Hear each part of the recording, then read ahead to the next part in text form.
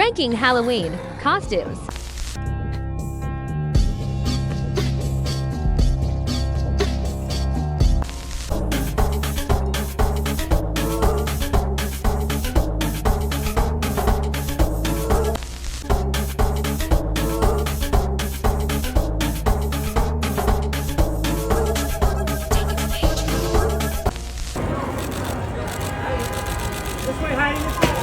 Heidi right here. Heidi straight ahead.